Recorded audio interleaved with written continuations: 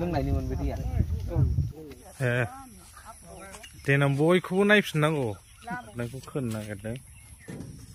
लामाया जोबोद गाज्रि जाबाय बिथां कन्ट्राक्टर दङ अमृत बर'यारि बिथाङा अननायनि गेजेरजों दाम्पार गंथाम लेबार गैया बेयाव गासिबो माबा बिथाङानो गारि मालिकआ नैबेनो नुजाथि डिस्ट्रिक्ट दतमा ब्लक हाब्रुबारि बिसिडिसिनि सिङाव थानाय नैबे जोंनि खोला सिंमारि गामिनि रायजो राजाफ्रा जयैनो नैबे जोंनि गोनांथि जानाय दालांखौ मावनाय मोनसे नुथाय सरकारनिफ्राय जों दिनैसिमबो मोनाखै सिगांनि सरकारनिफ्रायबो जों मोनाखै दानि गोदान सरकारनिफ्रायनो जों दाबो मोनाखै रावबो नायसनाखै हैदों हैनाया खिन्थु जेबो फिथाइ थायाखै अन्नानै सोरबाफोर कन्ट्रेक्टरा नुदोंब्ला बा सोरबा गोसो गुदुं सुबुङा नुदोंब्ला जोंनि बे दालांखौ मावनानै होफैयोब्ला जोंनि रायजो राजाफ्रा थोजासे गोजोननाय मोनगोन गोजोननाय मोननायजों लोगोसे आरो बेयाव जोंनि गामिनिफ्राय अबजेक्सन होननाय बुस्थु थानाय नङा आरो दा जायखिजाया भिडिअखौ जोबजासे नायलांबानो जाबाय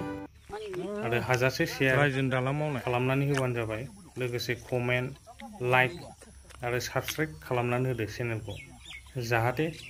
आङो मोजां मोजां भिडिअ लाबोनो थाखाय मटिभेसन मोनो नुसनलाबायनानै हरलाबायबा हामसिगौ ब्रिज मोनसे बेयाव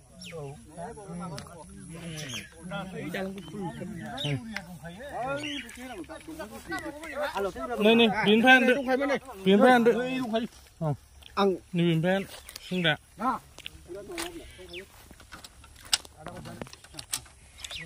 जाबाय जोंना नै हाइरडआ हेंगिं ब्रिज जाबाय पिलारा लहानि होजोब्बाय जोङो आदा राजना फुलथा जानाय फट'आ दाबो दंबावोलै गारि फुलथा जानाया आंनाव कम्पिउटाराव दंबावो औ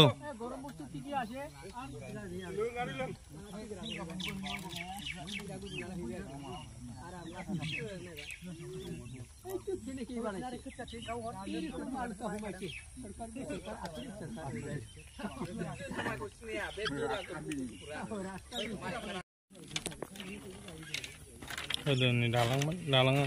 मोजां कमप्लिट जाजोबखायाखै रायजोआव बानायनायमोन नालाय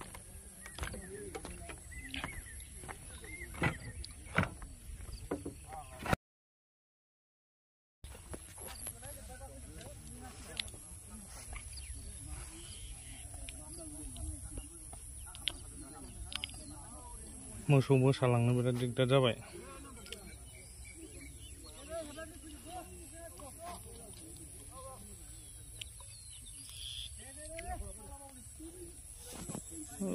बे ब्रिज दं मेन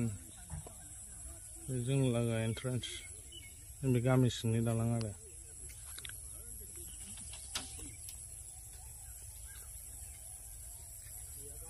नैबेयाव सुइस गेट दं औ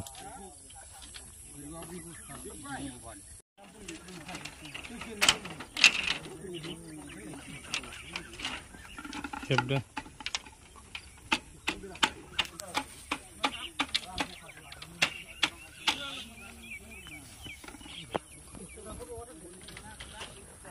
गामिनि दालां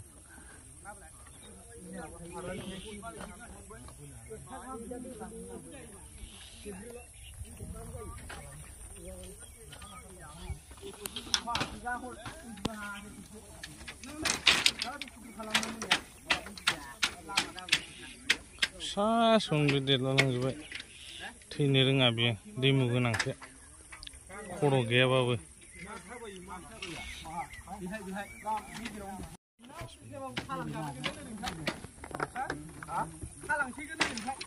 सामब्राम फाग्लानि भाषा गाज्रि आं ओंखारबावनोसै मिथिगौना मारैबा खोनासंफिनदां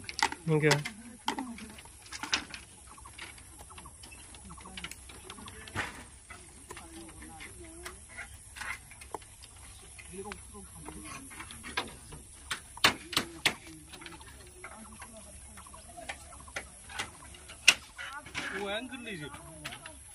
गोरलैबो जाखायो जाबा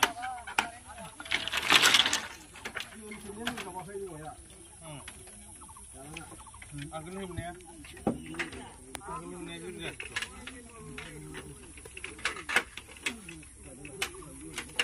बेनि औवायानो गोरलैमोन आरोना दाखालि दानस्रांजोब्बायसो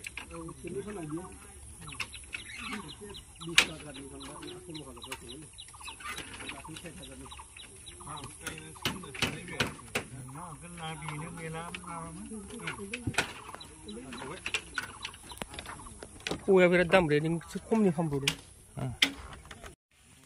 जाबाय लाइब्रेरिया फुङावबो होखांबाय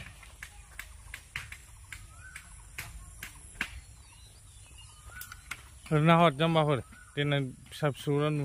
नुफाजोबगोन अनसुला नायबावा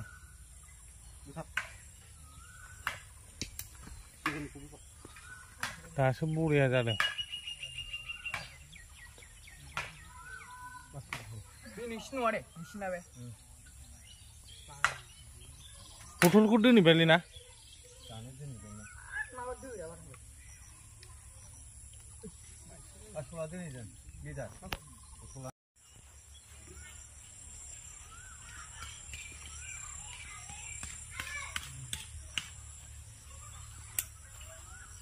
बोरायसिनबायलै दसेनो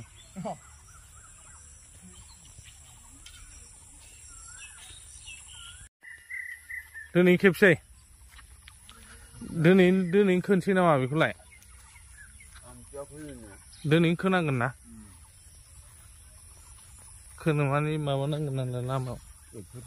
ट्रेक्टर गंनै फैगोन दां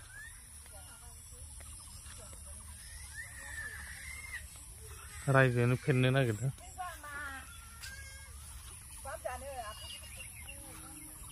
फोथाराव दै थाजोबथारबाय हा खोदों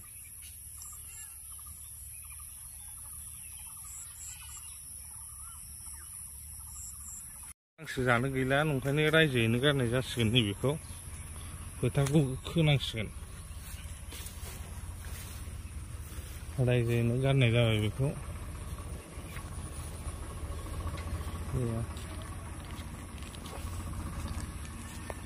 उफाय गैला नांबावगौमोन हाखौनो मोनला नै माथो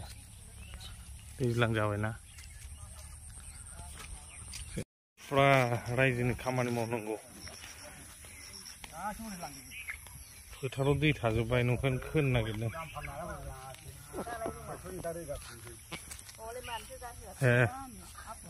देनां बयखौबो नायफिननांगौ खोन्थाजोबनांगौ दा ओरैनो हर दे वा बोरै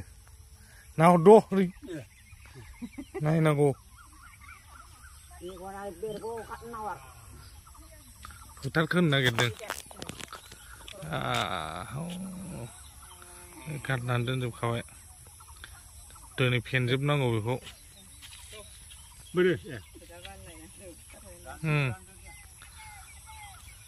ओइ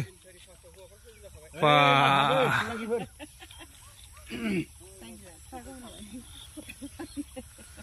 बिसोरलाय सोर सोरथो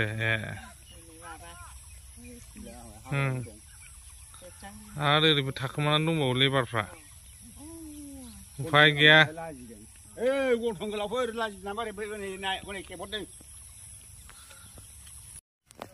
रायजोयैनो फेनसै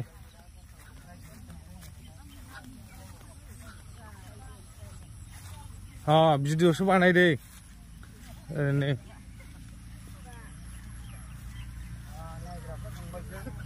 नायग्राफ्रा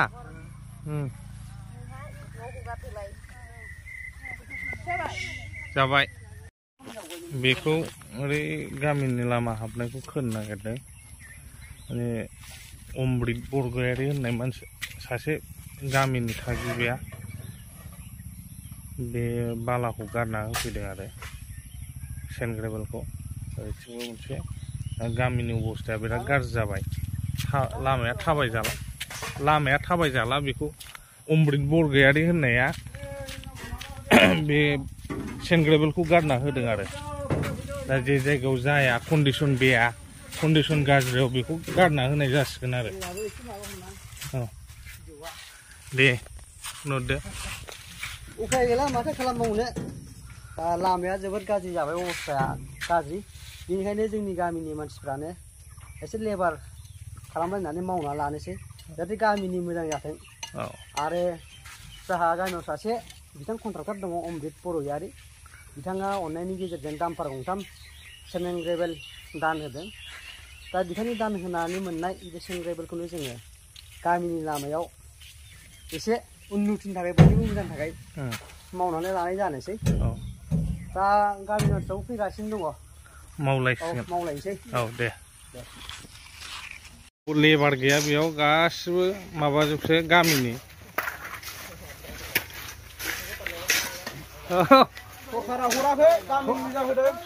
सरकारा हराखै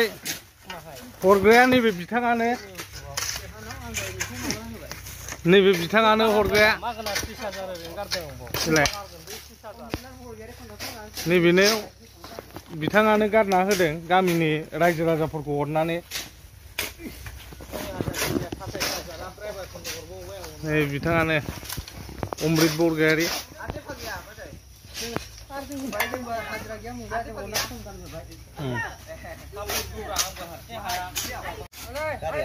नैबे बिथाङाबो गारियाबो फ्रिसो फैसा होनाङा गारि मालिका नैबेनो नुजाथि ब्रह्म ट्रेक्टर मालिका बिथाङाबो फ्रियाव होबाय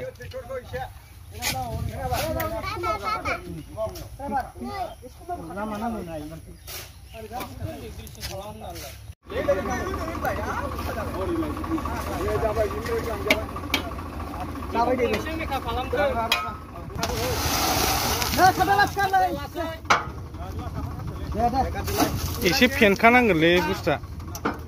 खन्द' खन्द' गानलांदों ना फिसा फिसा नङाबा बिदिबा गलांनाय नङा दा औ बिदिनो गान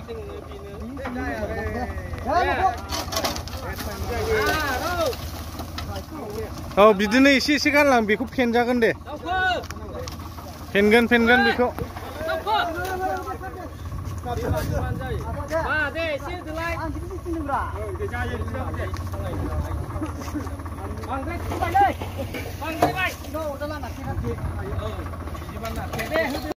लाइब्रेरियाबो जाबाय